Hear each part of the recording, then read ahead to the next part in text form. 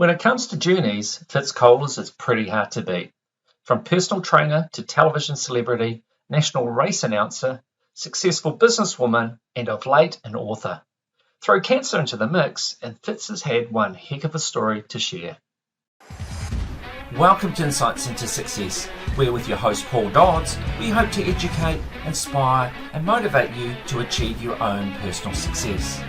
We talk to guests from all around the world from a variety of walks of life to hear the realities of their own journey to success. What challenges have they faced? How have they coped with failure? And what have been the keys or will be the keys to their own success? In our Read to Succeed interviews, we talk books that have inspired our guests, and for some, they share their secrets to marketing success. Join us as we give you insights into success. Well, welcome back to Insights into Success, where now we're going to dedicate a little bit of time to Read to Succeed. And a guest from our recent interview, Fitz Koehler, has agreed to come back and share with us some inspirational reading. So it's all over to you, Fitz. The floor is yours. Tell us about books you have read and would recommend people read. Okay, so I have three that I'm a huge fan of. Number one is Self-Publish and Succeed by Julie Broad. So if there's any entrepreneurs who are looking to write a book and they would like guidance on how to do it independently, which I highly recommend. I've done publishing both with a big deal publisher and on my own. And it would take a lot to pull me away from self-publishing. So I definitely think yes, absolutely. Absolutely. You get to control your own product, control your message without interference from somebody who will eventually irritate you. It's just, I want to control my brand, my business, and profit, as opposed to giving most of my profits away. So self-publishing is the best. But there's a woman named Julie Broad, and she has a great feed on YouTube, a great channel. It's called Book Launchers. And she gives away all of her advice in these short little vignettes on YouTube. And then she has a book called Self-Publish and Succeed. And it's wonderful. It's wonderful. As a self-published author, I've already done it once. I've been working on the second and third book in the series, and I go back to her all the time, and she never steers me wrong. So Julie Broad of Book Launchers, Self-Publish and Succeed. The next book is Harvey Mackay's Pushing the Envelope. And I listened to this one on an audiobook many years ago while driving home from college. And it was how I learned to negotiate. He talked about going into a business deal, and he had 3 different envelopes with 3 different pitches. And based on his experience at the office, by seeing the other people in his position pitching their deals, he was able to pull out the right envelope while he was negotiating and get the job. So Pushing the Envelope with Harvey Mackay. Love that one. And then the third book I also read 20-something years ago while driving home from college, and it's Donald Trump's The Art of the Deal. And that man is, he's a master negotiator. And I don't think anyone, no matter what your politics, anyone should be too stubborn to take advice from somebody who's really good at a very good skill, a very useful business skill. So The Art of the Deal, Pushing the Envelope, and Self-Publish and Succeed are my go-tos. So what's your reading style? How do you prefer to read? Right now it's audiobook. Okay. And not only audiobook, but I listen to these books on 1.5 speed at least. So people tend to speak really slow, and the audiobook speeds it up. I can still understand all the words. It's just I absorb information, or I want to absorb information at a high pace. So yeah, I'll get through an 11-hour audiobook in 8 hours, and that'll make me feel satisfied. And so with listening to an audiobook, what's your retention like? You're pretty good at retaining key points. I mean, how good are you with that? Yeah, it's interesting you say that. With Self-Publish and Succeed, the book I just recently listened to as I'm publishing these other books, there was a couple of chapters where I thought, I'm going to go back and I'm going to listen to it again, and then I'm going to take notes.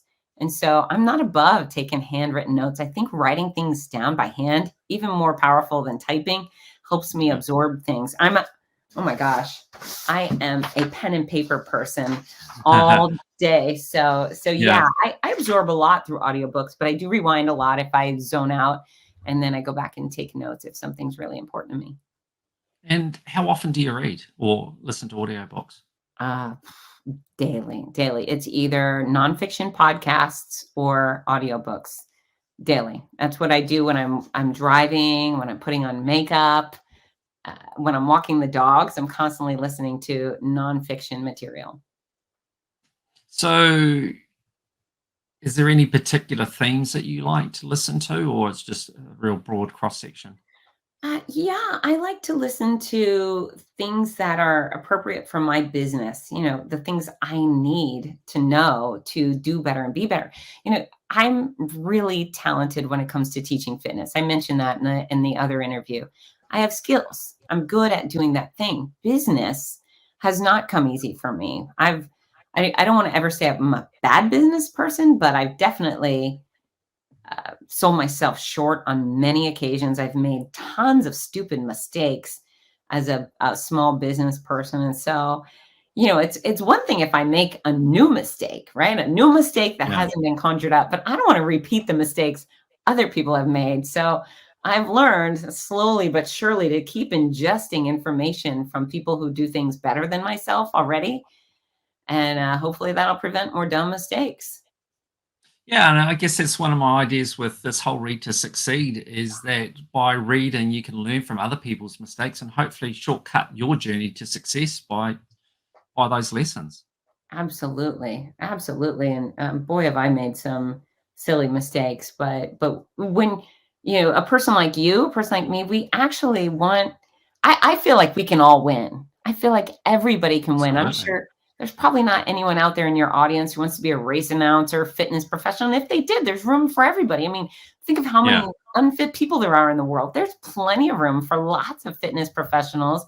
There's plenty. I can't be at all the races every weekend, and I certainly am not going to write all the books. So there's room for everybody to, take the information and run with it. Reading is smart, and I do really appreciate that someone can read to me while I'm doing other things. That's a good way to use my time. Yeah, no, absolutely. Now, just one other question I wanted to ask you, which I didn't ask in the other interview, and I really would like to just see what your perspective is on it. And that is, how do you view your cancer? How do you see your cancer? Do you see it as it came to you? Like, I mean, it depends on, I guess where you're religious and all that sort of stuff. But do you have a particular view on the cancer and whether it had a purpose in your life, or how do you interpret it? Or do you just see it was a random thing that came along, you dealt with it, and you moved Yeah, on? I definitely don't think there was any magic being in the sky that planted a seed of doom in my left boob. I just can't imagine that would be the case. So I do believe that it was random. Even though I have made wonderful lemonade out of this nightmare, Yeah, if I were to go back and click the switch or flip the switch on having cancer or not, I would definitely not do it again. I mean, it was bad. yeah, It was super bad. But it's within me to make this good come from it, right? These are decisions I have. I don't really think stuff happens to us most of the time. I mean, maybe you get struck by lightning, but if you were standing under a tree near the water, perhaps you brought that on yourself. So, um, yeah, I don't think there was a reason it happened, yeah, but I'm willing to do the best that I can with it, and I certainly don't feel like cancer's victim. I don't like that. I've ever since my diagnosis, I haven't worn one pink ribbon. I haven't given cancer any place of honor, any more places of honor on my chest. I am not the Team Cancer Warrior shirt. I don't want anything to do with that stuff. I am Fitz Koehler. yeah, I am a fitness expert and a speaker and an author. And oh yeah, I had cancer yeah. and now I don't. And I guess it's our story too, though, isn't it? It's how we react to events in our lives that'll determine our outcomes. We can all face the same event, and if we react differently, we get very different outcomes, Absolutely. choices that we make.